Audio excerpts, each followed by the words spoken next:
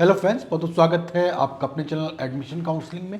आज बात करेंगे कि एनआईटी सभी ब्रांच के लिए computer science, electronics, electrical and electronics, electrical engineering, mechanical, chemical, civil और मेटलर्जी में किस रैंक तक मिलेगा, किस अधिकतम रैंक तक मिलेगा, मेल, फीमेल और सभी category, unreserve, EWS, OBC, SC, ST के लिए जानेंगे।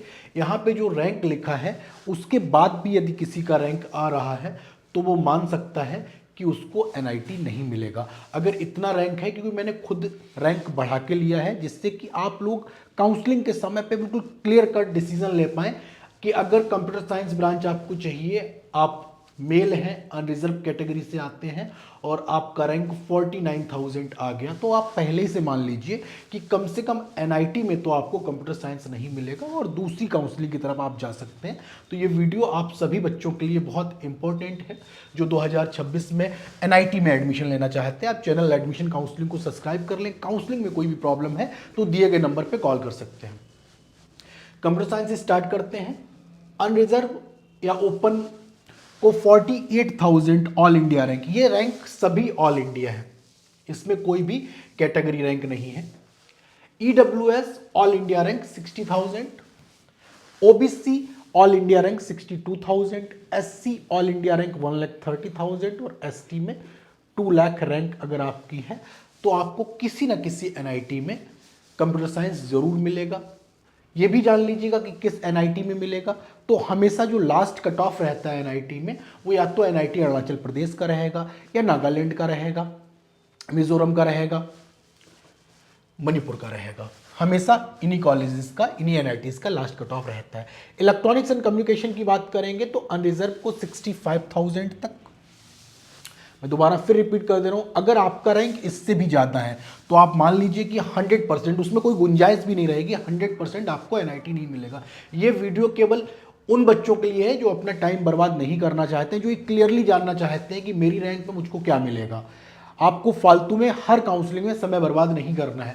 इलेक्ट्रॉनिक्स ईडब्ल्यूएस को all India rank 68,000, OBC all India rank 70,000, SC all India rank 1,75,000 और एसटी में 2,25,000 ऑल इंडिया रैंक तक एनआईटी मिल रहा होगा। मैं फिर रिपीट कर दे रहा हूं, एनआईटी कौन सा मिलेगा, या तो नागालैंड मिलेगा, या मणिपुर मिलेगा, या अरुणाचल प्रदेश मिलेगा, या आपको मिजोरम मिलेगा, सिक्किम मिलेगा। इलेक्ट्रिकल एंड इलेक्ट्रॉनिक्स और इलेक्ट्रिकल इंजीनियरिंग की बात करेंगे।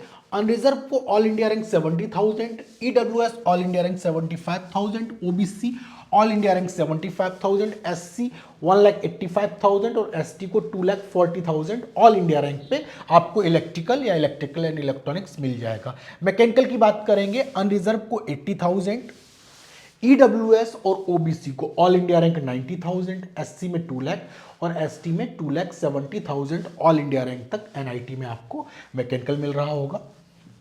केमिकल की बात करेंगे, all India rank 80,000, 85,000, 85,000, SC 2 lakh और एसटी में ऑल इंडिया रैंक 2,70,000 तक मिलेगा।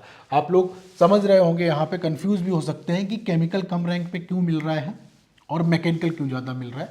तो केमिकल सभी एनआईटीज़ में नहीं है, जबकि मैकेनिकल सभी एनआईटी में। आज की डेट में आईआईएसटी श्योपुर को मिलाते हुए आपके पास 32 एनआईटी हैं। सब में कोई भी ऐसा एनआईटी नहीं है जिसमें मैकेनिकल ना हो, पर केमिकल लगभग 10 कॉलेजों में है ही नहीं। इसलिए आप मान के चल सकते हैं कि वहाँ पे कट ऑफ कम रहता है। सिविल की आप बात करेंगे, अनरिजर्व को 90,000, ईडब्ल्यूएस ओबीसी को all India rank 95,000, SC all India rank 2,25,000 और एसटी को 2,70,000 पे सिविल मिलेगा। मेटलर्जिकल की बात कर रहे हैं, अनरिजर्व को 80,000, EWS 90,000, OBC all India rank 90,000, SC 2,15,000 और एसटी 2,80,000। मेटलर्जी भी सभी 32 एनआईटी में नहीं है, इसलिए इसका कट ऑफ भी आप देख सकते हैं।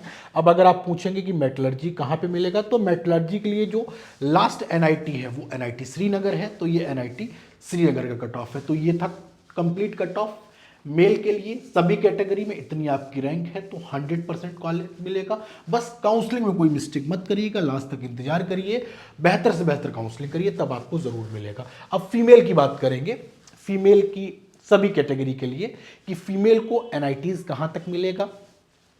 कंप्यूटर साइंस की बात करेंगे, unreserve female all India rank 80,000, EWS 85,000, OBC 90,000, SC 1,60,000 और एसटी में 2,50,000 पे आपको कंप्यूटर साइंस मिल रहा होगा। कहाँ पे मिलेगा? NIT Nagaland, NIT Mizoram, NIT Sikkim, NIT Arunachal Pradesh, NIT Manipur.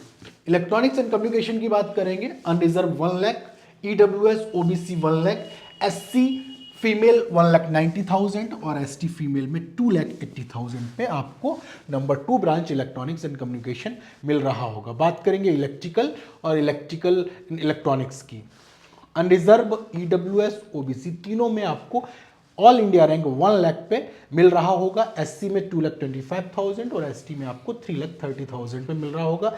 Mechanical 1,30,000 unreserve female, 1,40,000 EWS female और 1,50,000 ओबीसी फीमेल, एससी 2,50,000 और एसटी में 3,50,000। ये सभी रैंक ऑल इंडिया रैंक है। Chemical 1 lakh, EWS 1,30,000, OBC 1,30,000, SC 2,25,000 और एसटी में 3,70,000 पे आपको एनआईटीज में केमिकल मिल रहा होगा। सिविल की बात करेंगे तो open 1,25,000, EWS female 1,50,000, OBC female 1,50,000, SC में 2,75,000 और एसटी में 3,70,000 पे मिल रहा होगा। बात करेंगे मेटलर्जिकल की तो unreserve female 1,20,000, EWS female 1,30,000, OBC female 1,40,000, SC female 2,40,000 और एसटी फीमेल को 3,80,000 पे मिल रहा होगा। तो ये थी मैक्स रैंक। इस रैंक के बाद अगर आप आते हैं तो आप पहले से ही मान सकते हैं बिना काउंसलिंग का रिजल्ट देखे कि आपको एनआईटीज में ये ब्रांच नहीं मिलेगी। ये वीडियो केवल आपका समय बचाने के लिए और सटीक निर्णय लेने के लिए कि अब एक बच्चा है उसका रैंक 90,000 आया है, वो अनरिजर्व फीमेल है, तो क्लियर से उसको सोच जाना चाहिए कि एनआईटी में मुझको कंप्यूटर साइंस नहीं मिलेगा। अब जब बच्चों को एनआईटी नहीं मिलता है फिर वो अपने स्टेट के टॉप इंजीनियरिंग कॉलेज में जाते हैं या किसी टॉप प्राइवेट में जाते हैं। बजट के अकॉर्डिंग सबका अपना निर्णय अलग अलग हो सकता है, बट एक निर्णय तक आप पहुंच पाएंगे कि मुझको जोसा काउंसलिंग या सीसेप काउंसलिंग करनी है नहीं करनी है, क्योंकि 2 महीने की कंप्लीट काउंसलिंग होती है और आपका समय बर्बाद हो सकता है। तब तक एक दूसरा स्टेट लेवल का कॉलेज हो सकता है कंप्यूटर साइंस के लिए फिल हो जाए। तो इसलिए जब भी आपका रिजल्ट आए दिए गए नंबर पर संपर्क कर सकते हैं कि काउंसलिंग कौन सी करनी है। कोई भी प्रॉब्लम है एडमिशन काउंसलिंग चैनल को सब्सक्राइब कर लीजिए। बात करना चाहते हैं दिए गए नंबर पर संपर्क करिए, बेस्ट से बेस्ट आपकी काउंसलिंग हो जाएगी।